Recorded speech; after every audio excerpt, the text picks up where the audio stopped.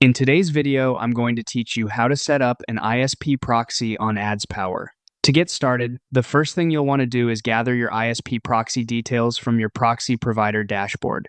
Inside that dashboard, locate the connection information for the proxy you want to use and make sure you have all the key fields ready before opening AdsPower.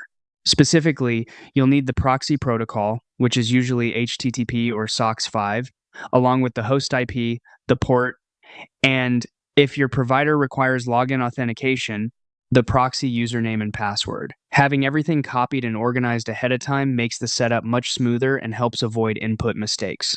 Once you have those details ready, open AdsPower and create a new browser profile by clicking the plus new profile button. After the profile window opens, scroll down until you find the proxy information section. This is where you'll connect the profile to your ISP proxy. From there, select the correct proxy type using the drop-down menu. Choose HTTP or SOCKS 5 so it matches the protocol provided by your proxy service. After that, paste the host IP into the IP address field and enter the port in the port box. If your proxy uses credential-based authentication, go ahead and enter the username and password in the appropriate fields as well. Be careful here, because even a small typo can prevent the connection from working properly. Next, click the blue Check Proxy button to test the connection.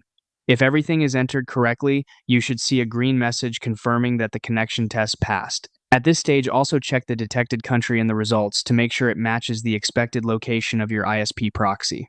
Before saving, review the advanced settings for time zone, WebRTC, and geolocation. Set each of these to based on IP, so AdsPower automatically aligns the browser fingerprint with the proxy's actual location. This helps keep the profile consistent and properly matched. Once everything looks correct, click OK at the bottom of the page to save your configuration. That's it. Your ISP proxy is now set up on AdsPower.